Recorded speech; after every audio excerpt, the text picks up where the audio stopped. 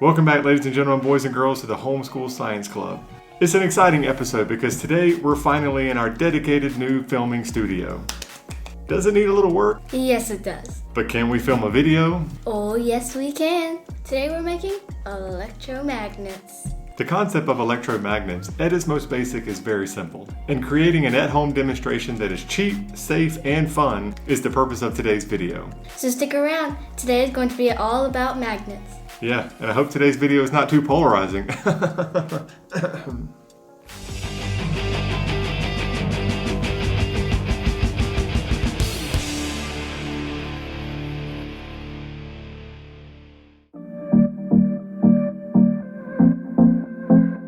Electromagnets are formed by using electricity to turn metals into magnets. Because when electric current flows through a wire, it creates a weak magnetic field. And weak magnetic fields are all around us. That's right, everything from the cell phones we use, to the appliances in our kitchen, to the power lines that run along our homes, cities, and countryside. You can't escape a magnetic field.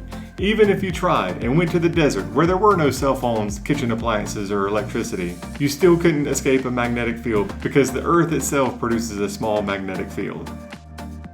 That's how compasses work. And that's for another video. You see, in a magnet, it is the electrons and how they are arranged that create the magnetic field. One cool thing about magnets is, if you were to break this magnet completely in half, you wouldn't have just one North Pole magnet and one South Pole magnet. You would have two brand new magnets, but both with North Poles and South Poles on your new magnets. What's neat about magnetism is it can exert its force on another object without touching it. Depending on the orientation, they will either attract each other or pull each other apart. North and South poles will attract, and similar poles will repel. You can't directly see the magnetic field, but what's neat is, with using some iron shavings, you can indirectly see the magnetic field lines if you have a magnet. And to demonstrate this point, we're going to need a magnet. We're going to use this bar magnet here, and to make the cleanup simpler, I'm going to place the magnet underneath my whiteboard, and then I'm going to use my markers to trace the magnet right on top of it. That's my tracing job. You can follow me on Twitter for more artistic DIYs. Now all you have to do is sprinkle some iron shavings on top of your magnet and you'll be able to see the magnetic lines begin to take shape.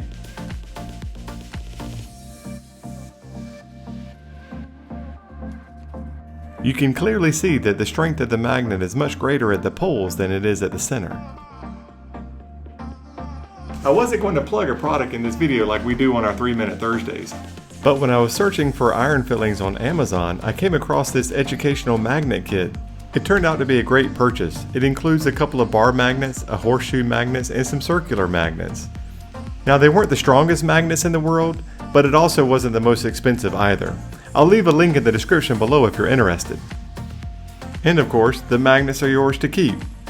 Another unexpected but totally awesome bonus is it includes an assessment that your kids can fill out after doing a few exercises on magnetism. So embrace the electromagnetism and let's get started. An added bonus of this exercise is you don't need many supplies. Some copper wire, a battery, and a nail, and you're done. Some electrical tape and wire strippers can make things a bit easier, but they're not necessary. So by using the scientific method, our goal was to set out and see the strongest electromagnetic we could create with our everyday household batteries. If you don't know about the scientific method, you can go watch our Diet Coke Mentos Geyser video. That one goes into much greater detail.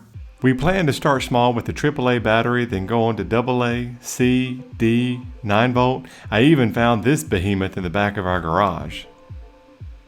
For starters, all you have to do is wrap your copper wire around the nail. Wrap it real tight with as many coils as possible. Leave a few inches at the end so you can attach it to your battery. And before we talk about our results, let's talk about the physics. Because we can't have a science video and not talk about some science. Here we have our battery. And you know what? Let's zoom in a little bit. Every battery has a positive and negative terminal. And inside those batteries are electrons moving around just waiting to get out. When we connect the positive and negative terminals with a copper wire, we give the electrons exactly what they need to start moving around even more. The movement of electrons down a wire is the literal definition of electricity. And as they move down the wire, they are creating tiny magnetic fields. And now, when we wrap the coil around the nail, the magnetic field causes the nail's electrons to behave in such a way the nail then becomes magnetized. As long as you keep the copper wire connected to the battery, that nail will behave just like a regular magnet. Because as you can see here, without the coil, this nail has no effect on that paper clip. Pardon the shameless plug while I wrap this nail, but if you're a homeschooling family and haven't subscribed to the channel, please do so for our weekly videos on homeschooling science topics. Now back to the physics. As you can see, our first electromagnet did work, but it was a little bit on the weak side and certainly needed more coils around the nail. Now with our second attempt, we were off to the races. I attached the end of our wires to some alligator clips for some added safety, but they're totally not necessary. But that's our final product, a very tightly wrapped nail with a few inches of wire on each side. My daughter is here using it, connecting it to the AAA battery, and as you can see, it instantly began to work.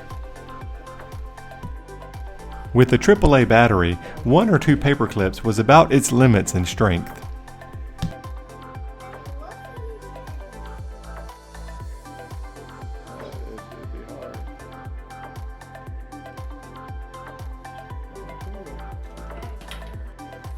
My daughter especially liked the fact that you could essentially turn the magnet on and off by disconnecting it from the battery.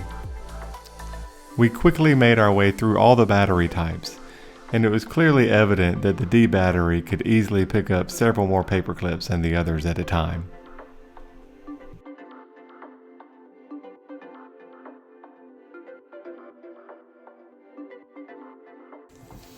Alright, so here we have our big guy. Before you use a battery like this, a word of warning. They start to get real hot because the electricity going through the coils meets resistance.